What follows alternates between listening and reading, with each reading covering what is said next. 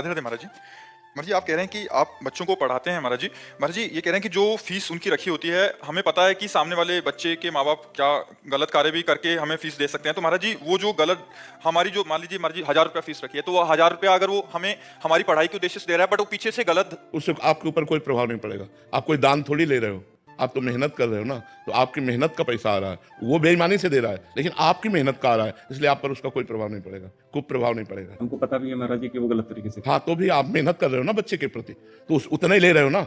आप कोई घूस थोड़ी ले रहे हो, आप कोई दान थोड़ी ले रहे हो। अगर आप घूस लेते होते कि बेईमानी का पैसा और घूस लेकर के निर्दोष को जो है दंड दिला दिया और दोषी को मुक्त करा दिया, तो आपकी दुर्गति हो जाती।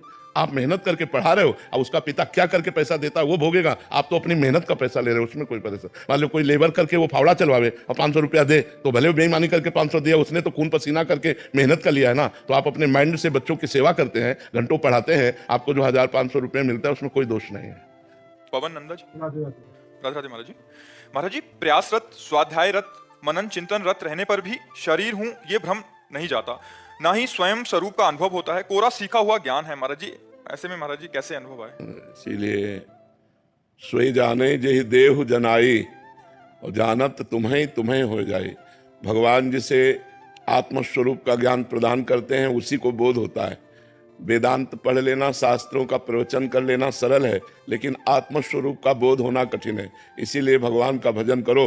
सिद्ध होने पर भी सनकादि निरंतर हरिशरणम हरिशरणम हरिशरणम जपते रहते हैं। तो भगवान का नाम जप करो, उससे जो ज्ञान होगा वो अनुभव कराएगा। अनुभव गम्य भजें जय संता।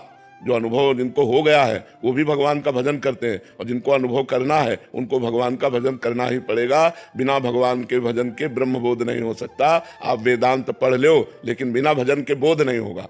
भगवान ही बोध कराते हैं। सोई जाने जेहि देहु जनाई, जानत तुम्हें तुम्हें हो जाई। वही जानता है जिसे आप जना देते हो, और जो आपको जान जाता है वो आपमय हो जाता है। ब्रह्मविद ब्रह्मैव भवति। जो ब्रह्म को जान लेता है वो ब्रह्म स्वरूप हो जाता है। तो केवल पढ़ने से या सुनने से, नायमात्मा प्रवचने न लभ्या न मेधया न बहुना श्रुतेन। बहुत बुद्धिमान हो, बहुत प्रवचन कर लेता हो, बहुत प्रवचन सुन लेता हो, इससे आत्मबोध नहीं होता। डट के भजन करो, आत्मबोध हो जाएगा, शरीर राग नष्ट हो जाएगा। बारी मथे घृत होए बरु, सिकता तेल बिनु हरि भजन न भवतरी, या सिद्धांत पेल।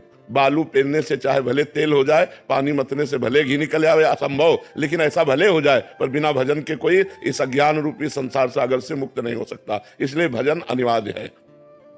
जितना भजन करोगे उतना ही भगवत तत्व का बोध होगा। भगवत तत्व का बोध बिना भजन